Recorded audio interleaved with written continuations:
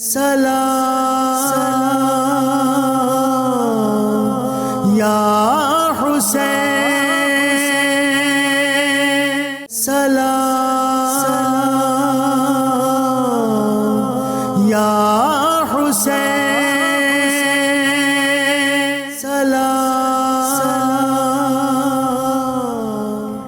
اللہم صلی علی سیدنا و مولانا محمد و علی آلہ و اصحابہ و بارک وسلم علیہ۔ اعوذ باللہ من الشیطان الرجیم، بسم اللہ الرحمن الرحیم۔ پروگرام سلام شہدائے کربلا کے ساتھ میں ہوں آپ کی میزبان ہمار سلام۔ ناظرین کرام، آج جس ہستی کے حوالے سے ہم پروگرام میں تذکرہ کرنے جا رہے ہیں، جس ہستی کا ذکر پاک کرنے کی سعادت حاصل کرنے جا رہے ہیں، وہ ہیں امام زین العابدین علیہ السلام۔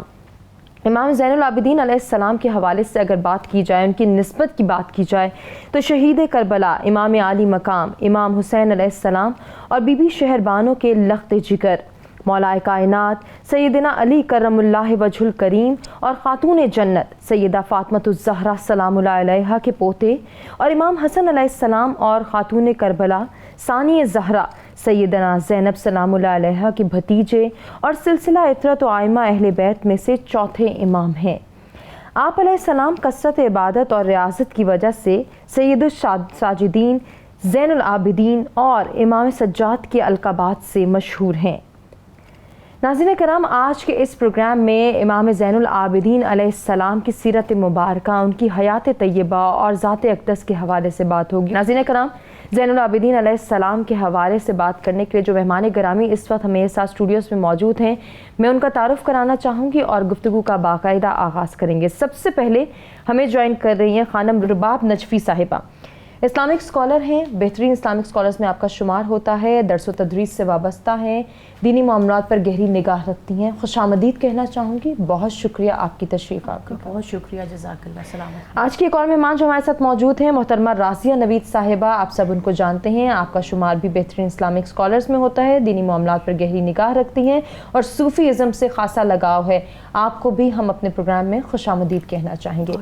ایک اور مہمان میرے ساتھ موجود ہیں پروفیسر عقیلہ آصف صاحبہ، ماہر تعلیم ہیں، صوفی ازم اور دینی معاملات سے خاصی دلچسپی رکھتی ہیں، درس و تدریس سے وابستہ ہیں۔ آپ کو بھی میں اپنے پروگرام میں خوش آمدید کہنا چاہوں گی۔ آج کے جو نعت خواں منقبت خواں ہمارے ساتھ موجود ہیں حافظہ عاطرہ محسن، آپ کو بھی اپنے پروگرام میں ہم خوش آمدید کہیں گے، جبکہ پروگرام کے آخر میں آپ سے آج کے دن کی مناسبت سے کلام بھی سنا جائے گا۔ ناظرین کرام، گفتگو کا باقاعدہ آغاز میں کرنا چاہوں گی خانم رباب نجفی صاحبہ سے۔ خانم، جس طرح سے ہم نے ذکر کیا حضرت امام زین العابدین علیہ السلام کی ذات مبارکہ پر آج کے پروگرام میں ہم روشنی ڈالیں گے، تو ذرا ولادت پاک سے سٹارٹ لے لیتے ہیں، ولادت پاک کا ذکر کر لیتے ہیں کہ ہم یہ دیکھتے ہیں کہ انتہائی خوبصورت اور وجیح تھے، جو بھی آپ کو دیکھتا آپ کی تعریف کیے بغیر نہ رہتا۔ فرما دیجئے۔ امام زین العابدین علیہ السلام کہ جن کا نامی گرامی ہے علی، جی، اپنے جد امجد کے مانند آپ کی رفتار بھی علی، آپ کا کردار بھی علی، سبحان اللہ، اور آپ کا طریقہ کار عبادت و بندگی بھی علی۔ بہت خوب۔ اور ایسی عبادت کا حق ادا کیا کہ زین العابدین کے نام سے معروف اور مشہور ہوئے۔ اور اگر ہم ان کے حسب و نسب کو دیکھیں، کیونکہ ایک شخصیت کو دو انداز میں پہچانا جا سکتا ہے، ایک ان کی شخصیت ذاتی خصوصیات اور ایک ان کی حسب و نسب کے حوالے سے۔ ذاتی خصوصیات، زین العابدین کے لقب کا مشہور ہونا ہمیں بتا رہا ہے کہ آپ کن قسم کی ذاتی خصوصیات کے حامل تھیں۔ اور اگر ہم ان کے حسب و نسب پر بات کریں تو آپ کے بابا کون ہیں؟ امام حسین علیہ السلام، سید الشہداء، سید شباب اہل الجنہ۔ اور ایک طرف سے آپ اہل عرب ہیں اور آپ کی والدہ گرامی اہل عجم ہے، یعنی آپ یوں کہیں کہ عجم کی جو شہزادی ہیں بی بی شہربانو، جن کا نام خود امام علی علیہ السلام نے رکھا، شہربانو۔ اور آپ یعنی اس طرح سے آپ کہہ سکتے ہیں کہ امام سجاد علیہ السلام، امام زین العابدین علیہ السلام، امام علی ابن الحسین علیہ السلام عرب اور عجم کا بہترین امتزاج ہیں۔ تو ہم کیسے سوچ سکتے ہیں کہ ان کی شخصیت کو بطور کامل صحیح طرح سے ہم سمجھ پائیں کہ نہیں، آپ کی عبادتوں کا وہ شیوا تھا کہ آپ اتنی عبادت انجام دیا کرتے تھے کہ لوگ آ کر کہتے تھے کہ بھئی آپ تو خاندان رسالت میں سے ہیں اور آپ نے تو جانا ہی جنت میں ہے، تو آپ کس لیے اتنی عبادتیں انجام دیتے ہیں؟ ہمیں تو کوئی ایسا نسخہ نہیں ملا براءت نامہ کا، لیکن ہم میں وہ عبادت کا وہ لگاؤ اس طرح سے نہیں ہے۔ میں چاہوں گی ذرا زہد و تقوی کے حوالے سے کسی واقعے پر مبنی گفتگو کے سلسلے کو آگے بڑھائیں۔ امام زین العابدین کا وہ تقوی، وہ پرہیزگاری، اتنی عبادت کے سال میں 2 بار ذو الصفنات آپ کے لقب میں سے ایک لقب ہے کہ 2 سال میں 2 مرتبہ آپ جو گھٹے پڑ جاتی تھی۔ اکثر آپ جو نمازی افراد ہیں ان کے دیکھیں گے کچھ مقامات ایسے ہیں جہاں پر گھٹے پڑ جاتی ہیں تو وہ کٹوایا کرتے تھے۔ سوچ سکتے ہیں ہم اللہ اکبر، آپ کی عبادت کا وہ کمال، وہ معراج، اور یہی کمال اور یہی معراج ہے کس طرح سے آپ کے تقوی اور پرہیزگاری کو اگر ہم الفاظ میں بیان کرنا چاہیں تو شاید ہم اس کو سمیٹ نہیں سکتے۔ راضیہ صاحبہ کہ آپ روزانہ کی بیس پر 1000 رکعت نماز ادا کرتے تھے، میں چاہوں گی ہم یہیں سے گفتگو کے سلسلے کو آگے بڑھائیں۔ ہما سب سے پہلے دیکھیے کہ جب ہم سید الساجدین کہہ رہے ہیں، جب ہم زین العابدین کہہ رہے ہیں تو اس کا مطلب ہے کہ یہیں سے آپ کی عبادت، آپ کے زہد و ورع، آپ کے تقوی، آپ کے پرہیزگاری کی معراج معلوم ہو جاتی ہے کہ آپ کس مرتبہ اور مقام پر فائز تھے۔ اور جب آپ کو زین العابدین کہا گیا تو میں اس کے پیچھے جو ایک وجہ کہہ لیجئے وہ بیان کرنا چاہوں گی کہ امام زین العابدین علیہ السلام تہجد کی نماز میں مصروف تھے، تو شیطان نے سوچا کہ کیوں نہ آپ کو اس سے ہٹایا جائے، آپ کی توجہ اس نماز سے، اس عبادت سے ہٹائی جائے۔ وہ ایک خوفناک سانپ کی شکل میں آپ کے سامنے آیا، لیکن آپ نے اس کی طرف توجہ نہیں دی۔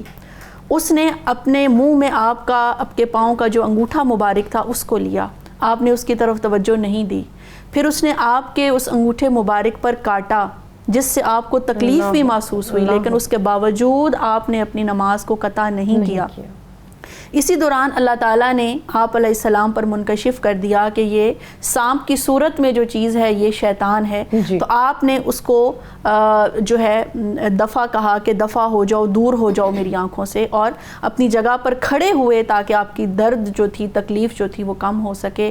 تو کہتے ہیں کہ ان لمحوں میں عالم غیب سے ایک آواز آتی ہے کہ آپ زین العابدین ہیں، آپ زین العابدین ہیں، آپ زین العابدین ہیں۔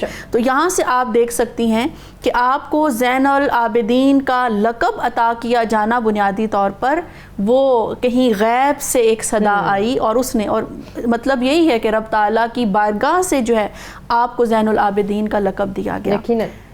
امام علیہ السلام کے حوالے سے ہے کہ وہ ایک دن اور رات میں کم از کم 1000 نوافل اللہ رب العزت کے حضور پیش کیا کرتے تھے۔ تو میں یہ سوچنے پر مجبور ہو گئی کہ وہ کون سا لمحہ بچتا ہوگا جس میں امام علیہ السلام کا سر انور جو ہے وہ سجدے سے اٹھتا ہوگا، وہ تو ہر وقت صبر و رضا کا پیکر بنے، اللہ رب العزت کے حضور جھکتے رہتے ہوں تو دوسری نماز شروع ہو جاتی۔ آپ کی ایک کنیز تھی، اس سے کسی نے آپ کے عبادات کے حوالے سے سوال کیا کہ امام زین العابدین علیہ السلام کی عبادات کیا تھیں، تو وہ کہنے لگی کہ کوئی دن ایسا نہیں گزرا کہ میں نے امام علیہ السلام کے سامنے جو ہے وہ کھانا لا کر رکھا ہو، اور کوئی رات ایسی نہیں گزری کہ میں نے امام علیہ السلام کے لیے بستر بچھایا ہو۔ یعنی اشارہ اس طرف تھا کہ وہ سارا دن روزے کی حالت میں رہتے ہیں اور ساری رات وہ اس طرح سے عبادت میں رہتے ہیں کہ وہ جائے نماز کی پشت پر سوار ہوتے ہیں اور بستر کی طرف نہیں جاتے۔ ہما ایک بہت خوبصورت بات امام علیہ السلام کے حوالے سے ہمیں پڑھنے کو ملی، اور اللہ پاک ہمیں اس کا فیض بھی عطا فرمائے۔ وہ یہ تھا کہ امام علیہ السلام کے حوالے سے آتا ہے کہ وہ کھانا تقسیم کرتے، کھانا بنواتے اور روزانہ حکم دیتے کہ آج گھر میں جو ہے وہ بکری کا گوشت پکنا چاہیے، اور جب کھانا تیار ہوتا، دیگ تیار ہوتی، تو امام علیہ السلام وہ سارے کا سارا کھانا خود تقسیم فرماتے، فلاں گھر میں بھیجو، فلاں خاندان میں بھیجو، فلاں بندے کو یہ تحفہ بھیجو، اور بھیجنے کے بعد پھر اپنی حالت یہ ہوتی کہ بعض اوقات کھجور کے ساتھ، پانی کے ساتھ، دودھ کے ساتھ اپنا پیٹ بھر لیا کرتے تھے۔ یعنی یہ وہ ہاتھ ہیں جو دینے والے ہیں، دشمن بھی اگر آپ کی بارگاہ میں آ جاتا ہے تو وہ بھی آپ کے در اقدس سے خالی ہاتھ واپس نہیں جاتا، کیونکہ اہل بیت کی یہ شان نہیں ہے کہ کوئی آئے اور آپ کے در سے اس کو لا، یعنی لا کا جو معنی ہے نہیں، وہاں سے نہیں سننے کو نہیں ملتا، بلکہ لوگوں کو وہاں سے عطا ہی عطا ہوا کرتی بے شک ایسا ہی ہے، بجا فرمایا آپ نے۔ اسی گفتگو کے سلسلے کو آگے بڑھائیں گے اور ذرا میدان کربلا کا ذکر کریں گے۔ آپ کو بیمار کربلا کا ٹائٹل بھی دیا گیا، لیکن میں یہ سمجھتی ہوں عقیلہ صاحبہ، شاید آپ بھی میری بات سے ایگری کریں گی کہ اس میں بھی اللہ کی حکمت اور مصلحت پوشیدہ ہے کہ بعد از کربلا آپ کا وہ جو اسٹرانگ کردار، آپ کے جو تمام تر صفات اور آپ کے تمام تر جو ہم کہتے ہیں کہ پرسنالٹی ٹریٹس تھے، ان کو سامنے لانا تھا، اسی لیے آپ بیمار کربلا تھے۔ ہما آپ کی بات سے مجھے مکمل اتفاق ہے کہ بیمار کربلا بھی حضرت زین العابدین رضی اللہ عنہ کو کہا جاتا ہے۔ اس میں دیکھیں کہ اللہ تعالیٰ کی حکمت پوشیدہ ہے۔ اللہ تعالیٰ نے اس ہستی کو بچا کے رکھنا تھا کہ جو کچھ چیزیں رہ گئی ہیں، ان جس میں کہ اسلام کو ایک مکمل جامعیت عطا ہونی تھی، وہ جو ہے وہ چیزیں جو ہیں وہ حضرت امام زین العابدین رضی اللہ عنہ نے پوری کرنی۔ بالکل، اور سورہ کوثر کی تفسیر کو زندہ رکھنا تھا۔ بالکل، سورہ کوثر کی تفسیر کو زندہ رکھنا تھا۔ انہوں نے کہا، وہ کہتے تھے کہ ہم میں ایسی صفات ہیں، اہل بیت کے اندر ایسی صفات ہیں کہ یہ ان کے جو حضرت حسن رضی اللہ عنہ، حضرت امام حسین رضی اللہ عنہ، یہ نوجوانوں کے سردار ہیں۔ حضرت فاطمہ رضی اللہ عنہا جو ہیں وہ عورتوں کی سردار ہیں۔ وہ کہتے تھے کہ یہ ہمارے خاندان، اور حوض کوثر پہ حضرت علی رضی اللہ عنہ کا جو ہے وہ جب تک وہ پیش نہیں کریں گے، جب تک وہ اس کا آغاز نہیں کریں گے، آغاز نہیں ہوگا۔ یہ ان کے خاندان کی صفات تھی، وہ اپنے خاندان کی صفات کو ساتھ لے کے چل رہے تھے۔ اور آج ہم اتنی صدیاں گزرنے کے بعد جب یہاں بیٹھ کے ان کا ذکر کر رہے ہیں تو یہ چیزیں ہماری روح کو گرما دیتی ہیں۔ آپ ان کی کربلا کے واقعے کے حوالے سے آپ دیکھیں کہ اپنی آنکھوں کے سامنے اپنے پیاروں کو ایسے دیکھنا، شہید ہوتے دیکھنا، ایک بہت بڑے دل کا، بڑے صبر، بڑے حوصلے کا کام ہے۔ ہم ایک چھوٹا سا واقعہ سنتے ہیں اور ہمارے دل جو ہیں وہ دھک سے رہ جاتے ہیں، لیکن آپ یہ دیکھیے کہ امام زین العابدین امام زین العابدین رضی اللہ عنہ صبر کا پہاڑ تھے، اور انہوں نے کس طرح سے اپنے پورے خاندان کو اپنے سامنے دیکھا، اور پھر یہ نہیں کہ اس احساس کے بعد کہ وہ اپنا دل چھوڑ دیں، اس کے بعد انہوں نے خطاب کیے ہیں۔ آپ یہ دیکھیں کہ انہوں نے اہل کوفہ کو پھر کیسے مخاطب کیا۔ آپ نے پھر یہ دیکھیں کہ انہوں نے یزید کے دربار میں جس کی ہیبت آ رہی تھی لوگوں کے اوپر، کس طرح سے اس بھرے دربار میں انہوں نے لوگوں کو بتایا کہ میں کون ہوں اور میرا کس خانوادے کے ساتھ تعلق ہے۔ یقیناً وہ الفاظ آج بھی جب ہم پڑھتے ہیں تو یقیناً ہیبت آ رہی ہے۔ اگر آپ کی اجازت ہو تو میں ان کے الفاظ جو ہیں وہ ضرور دہراؤں گی، کیونکہ میں اس قابل نہیں کہ میں وہ لفظ خود سے کہہ سکوں، تو میں ذرا کوفہ میں جو انہوں نے خطاب کیا، انہوں نے کہا، میں کون ہوں؟ میں علی ابن حسین ابن علی ابن ابی طالب ہوں۔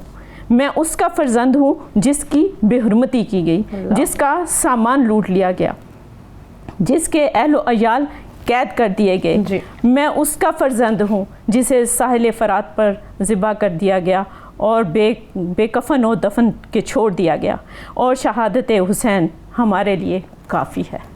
آپ صبر کی انتہا دیکھیے۔ ناظرین کرام، ابھی ہمیں ایک بریک کی جانب بڑھنا ہے۔ بریک سے واپس آتے ہیں امام عالی امام زین العابدین علیہ السلام کی ذاتی صفات، ان کے فضائل، اور بعد از کربلا امام کا جو ایک اسٹرانگ کردار، جو اس کریکٹر کے حوالے سے عقیل آصف صاحبہ بھی بات کری ہیں، اس پر اپنے دیگر مہمان گرامی سے بھی گفتگو کریں گے، لیکن اس بریک کے بعد۔ سلام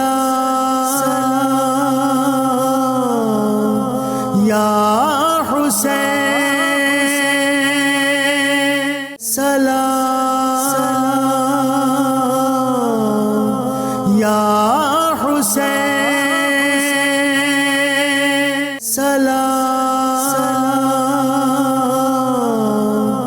یا حسین، سلام یا حسین، سلام۔ جی नाज़रीन, प्रोग्राम में एक मरतबा फिर से आपको कहेंगे खुश आमदीद। आज के इस प्रोग्राम में हम गुफ्तगू करें इमाम आली इमाम ज़ैनुल आबिदीन अलैहिस्सलाम की सीरत मुबारक और उनके ज़ात अक़दस के हर पहलू पर रोशनी डालने की कोशिश करें और इमाम का वो स्ट्रॉन्ग किरदार, वो कैरेक्टर जो बाद अज़ करबला हमें नज़र आता है, उसका तस्करा करना आज के मुसलमान, आज के नौजवान और बिलखुसूस आज के इंसान के लिए कितना ज़रूरी है। पूरी इंसानियत को इससे क्या पैगाम और क्या दर्स मिलता है, इस हवाले से भी हम गुफ्तगू करेंगे। जब खानम बात आती है खौफ खुदा की, तो हम देखते हैं कि इमाम आली इमाम ज़ैनुल आबिदीन अलैहिस्सलाम इस कदर उन पर खौफ खुदा का एक जलवा है, एक इम्पैक्ट है कि जब वज़ू करते हैं तो रंग पीला पड़ जाता है। वज़ू से लेकर इकामत तक के दरमियान बदन में कपकपी तारी है। ये कैसी कैफियत है, इसको अपने अल्फाज में बयान कर दीजिए। आप बाबुल इल्म के पोते हैं, तो कैसे हो सकता है कि इल्म का मरकज़ और महवर आप हैं। यकीनन जहाँ पर खुदा ने गवाही दे दी कि खौफ खुदा वहीं होगा जहाँ पर इल्म होगा, और आप वारिस अली इब्न अबी तालिब हैं, आप वारिस इमाम हसन मुज्तबा हैं, आप वारिस इमाम हुसैन मुज्तबा हैं। आप जानते हैं कि हक़ को कैसे अदा करना है और कहाँ अदा करना है। इसीलिए अगर हम तारीख़ में देखें तो इमाम ज़ैनुल आबिदीन की जो शख्सियत हमें ज़्यादा नज़र आती है, क्योंकि ज़माने ये इमामत में वो एक ड्यूरेशन है वाक़ई करबला में और एक ड्यूरेशन है वाक़ई करबला के बाद। इमाम ज़ैनुल आबिदीन अलैहिस्सलाम ने जो शब आशूर घर में वाक़यात हुए उनको भी बयान किया। खैमे के अंदर क्या हुआ हमें क्या मालूम होता, बिल्कुल, कि क्या हुआ खैमों में। मेरी आपसे गुजारिश है ज़रा एक आध वाक़या आप भी हमें सुना दीजिए। बिल्कुल, खैमों में जो कुछ हुआ, देखिए खैमे से बाहर असहाब के दरमियान में क्या हुआ वो रिवायत भी इमाम ज़ैनुल आबिदीन से हमें मिलती है। और खैमे के अंदर आप फरमाते हैं कि जब मैं बीमार था और बिस्तरे बीमारी पर था तो मेरी फूफी अम्मा जो इमाम हुसैन अलैहिस्सलाम की बहन है, बीबी ज़ैनब कुबरा, मेरी अयादत फरमा रही थी और इमाम हुसैन अलैहिस्सलाम अपनी तलवार को सैकल दे रहे थे और अशार की तिलावत फरमा रहे थे। या दाहर उफ़िल लकुम, ए ज़माने तुझ पर अफसोस है, तू कितना बुरा खलील है, तू कितना बुरा दोस्त है। इस तरह से इन अशार को बार बार अपनी ज़बान पर जारी कर रहे थे कि मेरी फूफी ज़ैनब कुबरा समझ गई कि आप अपनी शहादत की खबर दे रहे हैं। आप दौड़ती हुई अपने भाई की जानिब गई और आप जाकर अपने भाई को गले लगाती हैं और कहती हैं कि ए हुसैन, ए मेरे भाई, ए मेरे माजाई, मुझे लगता है आज आप मुझे मौत की खबर दे रहे हैं, अपनी शहादत की खबर दे रहे हैं। और यहाँ पर इमाम हुसैन अलैहिस्सलाम ने अपनी बहन के सीने पर हाथ रखा और कहा, ए ज़ैनब कुबरा, ए मेरी बहन, आप सब्र कीजिए। बेशक आप अपनी मेरे मौत के बाद, मेरी शहादत के बाद आप ऐसे जुमले अपनी ज़बान पर जारी ना करना और अपनी नमाज शब में मुझे याद रखना। अल्लाहु अकबर, सुभान। ये जो वाक़या, ये मकसद इमाम हुसैन को बयान कर रहा है, यकीनन करता है, और इसी मकसदियत को हमने उजागर करना है। रज़ाए परवरदिगार पर आपकी निगाह है। बेशक। इसीलिए इमाम ज़ैनुल आबिदीन अलैहिस्सलातु वस्सलाम को जो नहीं जानता है कि आपने अपने किरदार को किस तरह से निभाया है, हम यहाँ से पहचान सकते हैं कि जब कूफा और शाम में आप तशरीफ़ ले जाते हैं, असीर बनाए जाते हैं, यानी आशूरा के बाद अब आप देखें कि आशूरा में आपके किरदार क्या है। आपने अपनी रिवायात को मुफस्सल अंदाज में बयान फरमाया और इमाम हुसैन के मकसद को, क्योंकि एक मरतबा एक वाक़े का हो जाना होता है और एक मरतबा उस वाक़े को की इंटरप्रिटेशन होती है कि किस तरह से उसको तर्जुमानी दी जा रही है। राज़िया साहिबा, इसी को अगर कंटिन्यू करेंगे, बाद अज़ करबला के वाक़यात हम डिस्कस करें और बिलखुसूस इमाम आली इमाम ज़ैनुल आबिदीन अलैहिस्सलाम का जो ख़ास किरदार, एक करैक्टर हमें नज़र आता है और वो तमाम एट्रीब्यूट्स जो उनकी पर्सनैलिटी का हिस्सा थे उसकी अमली इंटरप्रिटेशन हमें नज़र आती है। मैं चाहूँगी इसी हवाले से आप भी कंटिन्यू करें डिस्कशन। हुमा, जैसे कि रुबाब नजफ़ी साहिबा ने अपने जो है इज़हार ख़याल के दौरान उन्होंने एक बात की कि यकीनन अगर सैयदना इमाम ज़ैनुल आबिदीन अलैहिस्सलाम हम तक ये बातें ना पहुँचाते तो बिल्कुल कहानी बदल जाती, रुख बदल जाते। जिन मकासद के तहत इमाम हुसैन अलैहिस्सलाम ने शहादत कबूल की और अपने खानवादे को उन्होंने कुर्बान करवाया, यकीनन वो आज हम तक कभी भी ना पहुँच पाते। इस सिलसिले में अगर सबसे अहम गुफ्तगू एक देखी जाए या ख़ुतबा अगर देखा जाए, एक वो था जो मस्जिद कूफ़ा में या कूफ़ा के बाज़ार में दिया गया और दूसरा वो था जो यज़ीद के दरबार में दिया गया और इमाम ज़ैनुल आबिदीन अलैहिस्सलाम ने वहाँ पर जो गुफ्तगू फरमाई। अब कूफ़ा में जब हज़ारहा का मजमा है, बहुत सारे लोग वहाँ पर खड़े हैं اور دیکھنے کے لیے کہ کیا خانوادہ رسول صلی اللہ علیہ وسلم کے ساتھ کیا ہوا، اور وہاں پر بالکل بغاوت تصور کیا جا رہا ہے اور یزید کے حق میں بھی نعرے لگ رہے ہیں. اور ابن زیاد جو ہے اس نے سب لوگوں کو حکم دے کر جمع کیا کہ دیکھو ہماری فتح کو دیکھو کہ ہم کس طرح سے ہم نے ان کو شکست دی ہے. اب وہاں پر امام زین العابدین علیہ السلام نے جو خطبہ ارشاد فرمایا وہ بہت زیادہ میں سمجھتی ہوں کہ جھنجھوڑ دینے والا، ہمارے دلوں کے اندر، ہمارے ذہنوں کے اندر ایک نئی سوچ پیدا کرنے والا، اور ہمیں معاشرے کے اندر ایک تیسرا طبقہ جو اس وقت کوفیوں کا پیدا ہوا اس کی جانب نشاندہی کرنے والا تھا. امام زین العابدین علیہ السلام نے حمد و صلات کے بعد جو ہے وہ فرمایا کہ جو جانتا ہے وہ جانتا ہے، اور جو نہیں جانتا وہ جان لے کہ میں علی بن حسین بن علی بن ابو طالب ہوں. یعنی اپنے نسب کو بیان کیا، اپنے خاندان کی وجاہت اور وقار کو بیان کیا، اور پھر فرمایا اب یہاں پر بہت سارے لوگ ہیں جن کے سامنے اس جو کچھ کربلا کے میدان میں ہوا اس کو بھی واضح کرنا ضروری تھا. سب سے پہلے انٹروڈکشن کروایا اپنی نسل پاک کا، اپنے جو ہے وہ اس کا تعارف کروانے کے بعد پھر اس طرف آتے ہیں میں وہ ہوں، ان کا فرزند ہوں جو فرات کے کنارے بھوکے اور پیاسے شہید کیے گئے. پھر فرمایا میں ان کا فرزند ہوں جن کی ہتک عزت کی گئی، مال و اسباب بھی لوٹ لیے گئے. پھر فرمایا ان کے عیال جو ہیں ان کو قیدی بنا لیا گیا. میں تمہیں خدا کی قسم دے کر پوچھتا ہوں کیا تم نے میرے والد ماجد کو خطوط لکھ کر نہیں بلایا تھا؟ اب یہاں پر جھنجھوڑ رہے ہیں اس پورے مجمع کو کہ تم یہاں جو تماشا دیکھنے آئے ہو، اب اس سوال کا بھی جواب دو، کیا تم نے ان سے عہد و پیمان نہیں کیا تھا؟ اور پھر تم نے ان کو یہاں پر بلایا اور بلا کر تم نے ان کو چھوڑ دیا، بلکہ ان سے جنگ کی اور ان کے دشمنوں کو ان پر مسلط کر دیا. پھر فرمایا تم کس طرح رسول خدا صلی اللہ علیہ وآلہ وسلم سے آنکھ ملاؤ گے اور کیا جواب دو گے قیامت کے دن انہیں؟ اب یہاں پر جب امام زین العابدین علیہ السلام نے یہ خطبہ ارشاد فرمایا تو لوگوں نے زار و قطار رونا شروع کر دیا اور ان کی آوازیں بلند ہوئیں اور وہ کہنے لگے کہ اب ہم آپ کا ساتھ دیں گے اور آپ ہمیں جو حکم دیں گے ہم حکم کو پورا کریں گے. لیکن آپ علیہ السلام نے فرمایا اے غدارو، اے مکارو، تم چاہتے ہو کہ جس طرح تم نے میرے والد ماجد کے ساتھ جو کچھ کیا اب میرے ساتھ بھی وہی کچھ ہو؟ میں تم پر اعتبار نہیں کروں گا. ابھی ہمارے زخم تازہ ہیں، کس طرح سے ہمارے خاندان کے افراد کو شہید کیا گیا اور یہ سب کچھ تمہاری غداری کی وجہ سے اور تمہاری بے وفائی کی وجہ سے. یعنی ہزاروں کے مجمع میں بھی امام زین العابدین علیہ السلام حق بات کرنے سے ڈرے نہیں، چھجکے نہیں، بلکہ ان کو ان کی اوقات یاد دلا دی، ان کو ان کا اصل چہرہ دکھا دیا کہ یہ جو کچھ یہاں پر ہو رہا ہے اس کی وجہ صرف اور صرف اہل کوفہ کی بے شک نہ صرف للکارا بلکہ اپنی پھپھی محترم کے کردار کی جو ہے تعریف بھی کی، ان کے معترف بھی بنے کہ اگر پھپھی محترم جناب سیدہ زینب سلام اللہ علیہا نہ ہوتی تو شاید زین العابدین لڑکھڑا جاتے. عقیلہ صاحبہ میرا اس حوالے سے آپ سے سوال ہوگا کہ ہم جو یہ ریلیشن شپ کے تمام اسٹرینتھن کرنا، ان کو مضبوطی سے، ان کو تقویت پہنچانا، ان کو مضبوطی سے آکے لے کر چلنا، یہ ہمارے دین کا خاصہ ہے. کسی بھی تعلق کی بات کی جائے، کسی بھی رشتے کی بات کی جائے، جب آج ہم اپنی سوسائٹی میں دیکھتے ہیں کیوں ہمارے ہاں رشتوں کی مضبوطی کو، رشتوں کو تقویت دینا، ان کا ادب کرنا، ان کا لحاظ کرنا اور ان کا احترام بجا لانا، یہ تمام تر چیزیں ماند پڑتی جا رہی ہیں. جی ہما، اصل میں اسلام جو ہے وہ قرابت داری پہ بہت زیادہ زور دیتا ہے. آپ اگر حضرت امام زین العابدین رضی اللہ عنہ کے حوالے سے بھی دیکھیں کہ اس میں تربیت کا بڑا دخل ہے. ایک واقعہ ہے کہ ایک بچپن میں ایک دفعہ وہ بیمار ہو گئے تو حضرت امام حسین رضی اللہ عنہ ان کے پاس آئے اور ان کی طبیعت پوچھی کہ آپ کو اگر کسی چیز کی ضرورت ہے تو مجھے بتائیے.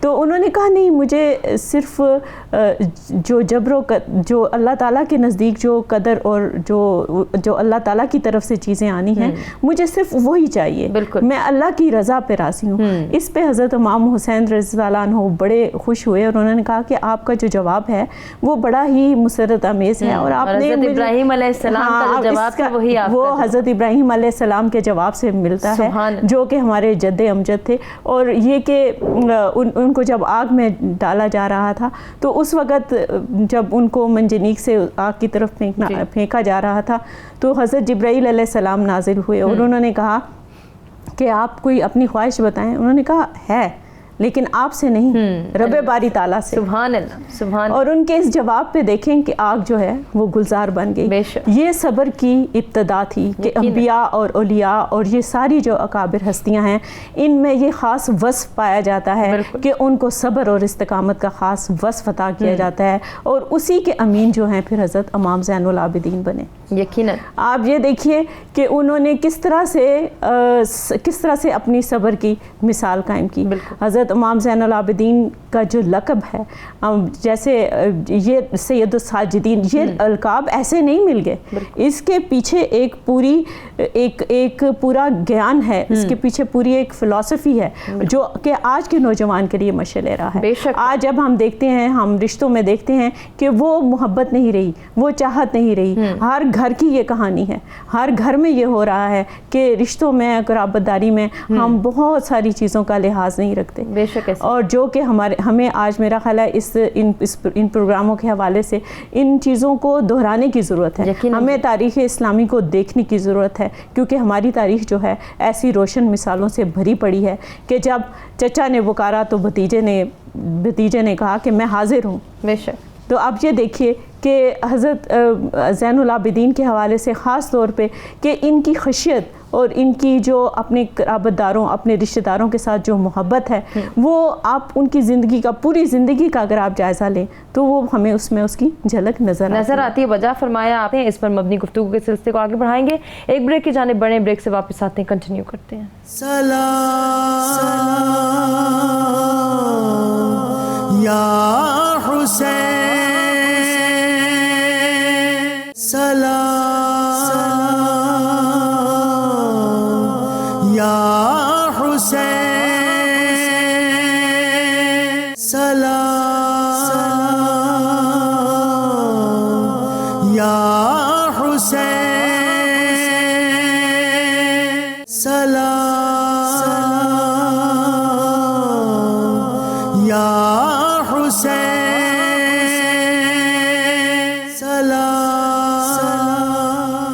جی ناظرین، پروگرام میں ایک مرتبہ پھر سے آپ کو کہیں گے خوش آمدید. آج کے پروگرام میں ہم گفتگو کر رہے ہیں امام علی، امام زین العابدین علیہ السلام کی زندگی کے حوالے سے. ان کی حیات طیبہ پر جہاں روشنی ڈالی جا رہی ہے، وہیں ان کی سیرت مبارکہ کے تمام روشن پہلوؤں کو اجاگر کیا جا رہا ہے. ان کے حوالے سے ہم کس طرح سے رہنمائی حاصل کر سکتے ہیں. وہ کردار جو کردار حسینی کی شبیہ ہے، وہ کردار جو کہ ہمیں بعد از کربلا نظر آتا ہے، کتنا اسٹرانگ ہے وہ کردار. اس کو اپنانا، اس کو سمجھنا آج کے انسان کے لیے کتنا ضروری ہے. اسی پر مبنی گفتگو کے سلسلے کو آگے بڑھائیں گے. اور خانم، جیسے کہ بریک پہ جانے سے قبل بات ہو رہی تھی، امام کی پرسنالٹی ٹریٹس کو ہم جان رہے تھے. یقیناً بعد از کربلا جب ہم واقعات پر نظر ڈالتے ہیں، اور بالخصوص دربار یزید میں جس طرح سے امام نے للکارا اور جو کلمات انہوں نے پیش کیے، جس طرح سے اپنے خطبات کے ذریعے یزید کو اس کی جگہ پہ بتایا کہ تم نہیں، ہم جیتے ہیں، تمہارے لیے تمہارا اقتدار حاوی ہے، ہمارے لیے کردار کی جنگ تھی اور کردار جیت گیا الحمدللہ. دیکھیں یہاں پر جو ہے وہ اگر ہم دیکھیں کہ امام زین العابدین علیہ السلام نے شام میں ہی خطبہ نہیں دیا، جیسے کوفہ میں خطبات دیے ہیں، تو یہ خواص سے آپ کا خطاب تھا، لیکن آپ کا عوام سے بھی خطاب رہا ہے. یعنی خود درباروں میں بھی آپ نے ارشاد فرمایا اور ان کے نظریات کو باطل کیا آیات مبارکہ کے ذریعے سے اور اپنے مستدل دلائل کے ذریعے سے، اور عوام الناس میں بھی. جس طرح سے ہمیں ملتا ہے جب کوفہ میں جب آئے ہیں تو خطبات جو آپ نے ہماری جو بہنوں نے ذکر کیے کہ کوفہ میں خطبات، اہم بات یہ ہے کہ اس سے کیا ری ایکشن ہوا، اس کے بعد لوگوں کا رد عمل کیا تھا. کیوں؟ اس لیے کہ ان کا جو رد عمل، جیسے آج کے جوانوں کی آپ نے بات کی، آج کے جوانوں کے لیے بہترین جو جواب ہے وہ ہمیں یہاں پہ ملتا ہے کہ جو امام حسین علیہ السلام کا جہاد تھا اور امام زین العابدین علیہ السلام کا جہاد تھا. یعنی یہ بات ثابت ہو رہی ہے کہ جہاد صرف میدان جنگ میں تیر و تلوار کا نام نہیں ہے، بلکہ جہاد در حقیقت اشک اور گریہ اور خطبات اور کلمات کے ذریعے سے بھی انجام دیا جا سکتا ہے. یہ نہایت حساس موقعیت تھی کہ اس موقعیت میں شاید عام انسان اگر ہوتا تو شاید وہ اپنے آپ کو میدان جہاد میں تصور نہ کر پاتا، جیسے ہم سب ہیں. بالکل، ایک چھوٹی سی تکلیف سب نے سرنڈر کیا ہوا ہے اور بیٹھ جاتے ہیں. یقیناً ایسے، اور ہم سب ایسا سوچتے ہیں کہ اگر کوئی میدان جنگ یا کوئی ایسا حادثہ پیش آئے گا تو ہم نے جو ہے وہ قدم اٹھانا نہیں، بلکہ ہماری ایک حساس موقعیت ہے. اور امام کا جو اشک بہانا ہے، آپ کا جو گریہ کرنا ہے، آپ کے گریے ہی ہیں نا جو ہمارے دلوں میں جو ہے وہ ایک شمع محبت کو ایجاد کرتی ہیں، اہل محبت، اہل قربہ سے محبت کو ایجاد کرتے ہیں، اور یکم محرم آتا ہے تو وہ جوش و خروش نظر آتا ہے، وہ ایک رفعنا لک ذکرک، ایک معجزہ الہی ہے، یہ ہماری کوششیں نہیں ہیں، خدا نے جس کے ذکر کو بلند کرنا ہے وہ ہو کر رہے گا، ورنہ اس ذکر کو دبانے کے لیے بالکل، ورنہ اس ذکر کو دبانے کے لیے بہت کوششیں کی گئی ہیں۔ لہٰذا امام زین العابدین سے جب کہا جاتا ہے کہ اے امام 35 سال آپ عاشور کے بعد مدینہ میں آ کر 35 سال آپ کا دور امامت رہا اور آپ گریہ فرماتے رہے، روتے رہے، خدا کے محضر میں مناجات کرتے رہے، آپ کا ایک شعار ہے جو ہمیں سمجھ میں آ رہا ہے اور بتا رہا ہے کہ امام کا جہاد کیا ہے۔ امام سے جب آ کر کہا گیا کہ آپ کیوں گریہ فرماتے ہیں تو جواب امام زین العابدین کا جو ہمارے جوانوں کے لیے شعار بن جاتا ہے، آپ فرماتے ہیں یعقوب کا ایک یوسف گم ہوا تھا جبکہ وہ جانتے تھے کہ وہ حیات میں ہیں اور واپس پلٹا دیے جائیں گے، لیکن آپ نے اتنا گریہ فرمایا کہ آپ کی بینائی جو ہے وہ کھو بیٹھے تھے، لیکن ہمارے 18 یوسف اس دنیا سے گئے ہیں، شہادت تو ہماری میراث ہے۔ امام کے جو ذات مبارکہ ہے اس کا ایک اور انمول پہلو ہے، وہ ہے امام کا دعا مانگنا، دعائیں مناجات کاملہ کے ذریعے سے، جس میں آپ فرماتے ہیں آپ کے دعائیں صحیفہ کاملہ میں جو ہمارے لیے بہترین دعا کا سلیقہ ہمیں سکھاتی ہیں، آپ فرماتے ہیں میں اسی غم و اندوہ کو لے کر خدا کے محضر میں جاؤں گا، تم نہیں سمجھ سکتے ہو میرے دل کا غم کیا ہے۔ یہ ہمارے لیے بہترین دلیل ہے، ہم جوانوں کے لیے، ہمارے جوانوں کے لیے بہترین دلیل ہے کہ وہ لوگ جو روک رہے ہیں ان سے ہم یہی کہہ سکتے ہیں کہ دیکھو یہ جو ہمارا غم و اندوہ ہے ہم خدا کے محضر میں عرض کرتے ہیں، تم نہیں سمجھ سکتے ہو۔ لہٰذا امام کا ایک ایک جملہ جو ہے نا محرک ہے، یقیناً اس میں ندبہ ہے، اس میں اشک ہے، اس میں گریہ ہے، اس میں خدا کے محضر میں دعا ہے، لیکن پھر بھی وہ ہمارے لیے جواب ہے، مدلل جواب ہے۔ راضیہ صاحبہ جیسے ہم امام کے خطبات کا ذکر کریں، میں چاہ رہی ہوں کہ اب ہم چونکہ وائنڈنگ اپ کی جانب بڑھ رہے ہیں تو ان خطبات کا جو فوری اثر ہے اور دیر پا اثر جو رہتی دنیا تک قائم رہے گا، پورے عالم اسلام کے لیے، پوری دنیا کے لیے ان کا جو ایک خاص امپیکٹ ہے، جو ان کا خاص اثر ہے، وہ آپ اپنے الفاظ میں فرما دیجیے۔ ہما آپ دیکھیے جو دربار یزید کے اندر امام زین العابدین علیہ السلام خطبہ ارشاد فرماتے ہیں، وہ اس طرح سے شروع ہوتا ہے کہ یزید سمجھیں کہ جو خریدے جا سکتے ہیں اس طرح کے ایک خطیب کو اٹھاتا ہے، اس کو ممبر پر کھڑا کرتا ہے اور اس کو کہتا ہے کہ فضائل بیان کرو، وہ اپنی بات جس طرح سے بھی ہے وہ بیان کرتا ہے، اس کے بعد وہ اتر جاتا ہے۔ یہاں پر امام زین العابدین علیہ السلام یزید سے اجازت طلب کرتے ہیں کہ مجھے بھی کچھ یہاں کہنے کی اجازت دی جائے، اور یہ وہ بات ہوگی جو اللہ کو پسند ہوگی اور اللہ کے رسول صلی اللہ علیہ وآلہ وسلم کو پسند ہوگی۔ یزید جو کہ اجازت نہیں دینا چاہتا تھا، مگر جو حاضرین محفل ہیں ان کے اصرار پر وہ اجازت دیتا ہے کہ آپ بات کیجئے۔ جب امام زین العابدین علیہ السلام وہاں پر پھر اپنے حسب و نسب کو بیان کرتے ہیں، اس کی اہمیت کو بیان کرتے ہیں، اپنے نانا کا ذکر کرتے ہیں، اپنے دادا کا ذکر کرتے ہیں، اپنی والدہ کا کرتے ہیں، اپنے دادی جان کا کرتے ہیں، اپنے والد کا کرتے ہیں، وہ ذکر کرنے کے بعد جب یزید دیکھتا ہے کہ ان کے کلمات جو زبان اقدس سے نکل رہے ہیں وہ تو مجمع پر ایک عجیب سا انہوں نے تاثر چھوڑ دیا ہے، تو وہ اشارہ کرتا ہے کہ مؤذن کو کھڑے ہو کے اذان دینا شروع کر دو۔ لیکن یہاں پر امام زین العابدین علیہ السلام اس موقع کو بھی غنیمت کے طور پر لیتے ہیں، اور پھر جب وہ اشہد ان محمد رسول اللہ اس پر پہنچتا ہے تو وہ کہتے ہیں کہ تمہیں واسطہ ہے اسی محمد صلی اللہ علیہ وآلہ وسلم کے نام کا کہ خاموش ہو جاؤ۔ اور پھر یزید کو مخاطب کر کے آپ علیہ السلام اس وقت فرماتے ہیں کہ اے یزید، یہ جو نام ابھی اذان میں لیا گیا ہے بتا یہ تیرے جد تھے یا میرے جد ہیں؟ سبحان اللہ۔ اگر تو کہے گا کہ یہ تیرے جد ہیں تو یہ جھوٹ ہوگا، اور یہ جھوٹ یہاں پر ہر ایک پر آشکار ہو جائے گا، اور اگر تو کہے گا کہ یہ میرے جد ہیں تو پھر دیکھ لو کہ قیامت تک کے لیے کس کا نام جو ہے وہ رہتی دنیا تک بلند کر دیا گیا ہے۔ تو ہما میں پھر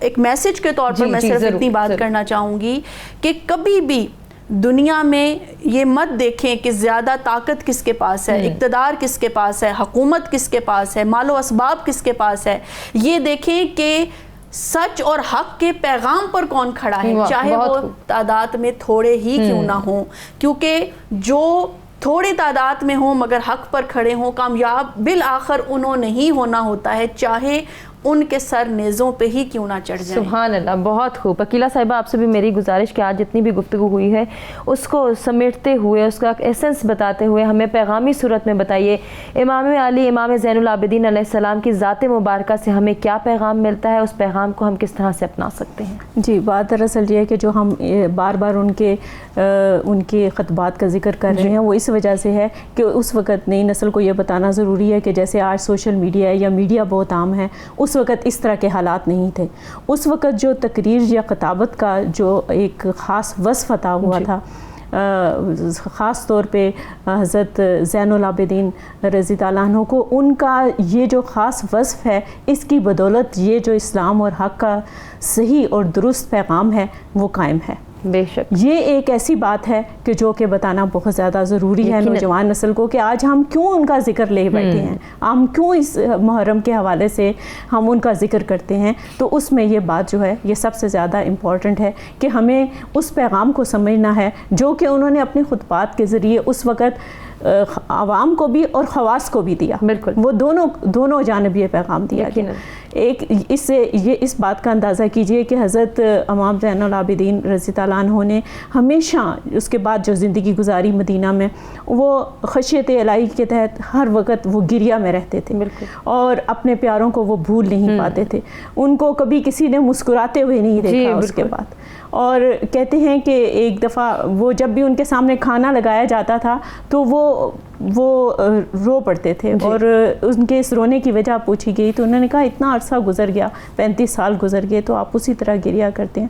انہوں نے کہا کہ میں وہ وقت جو ہے، میں وہ جو حالات ہیں وہ میں نہیں بھول سکتا۔ اللہ میرے لیے یہ جو ان کو یاد کرنا ہے یا ان کی یاد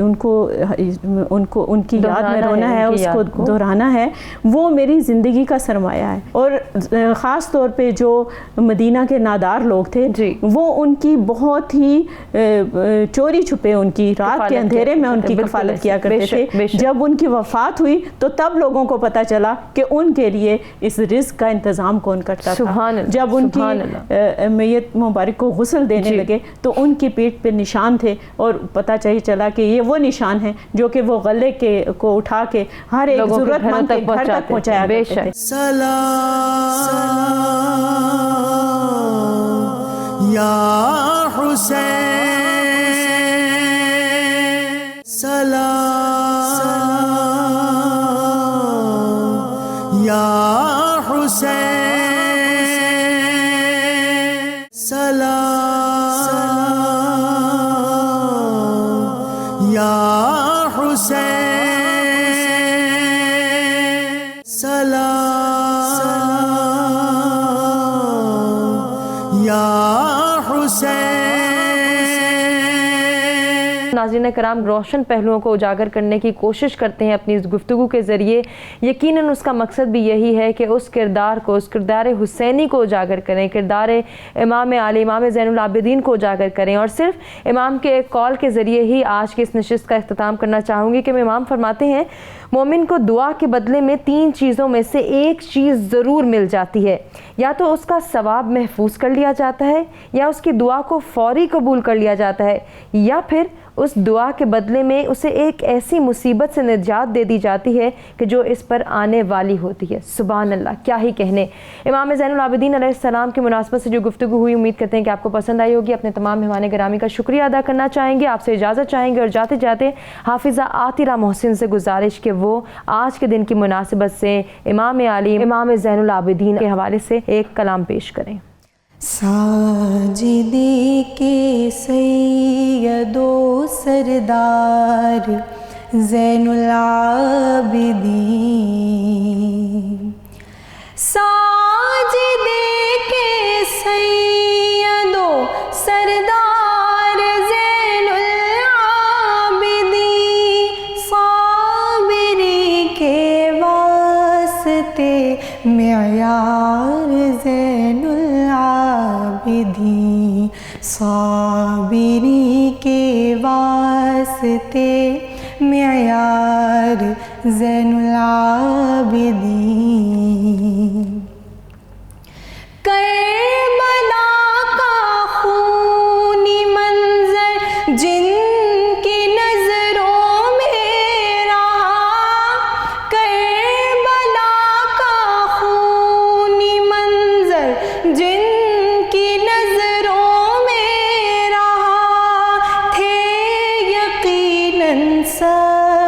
کا کوثر زین العابدین، صابری کے واسطے معیار زین العابدین۔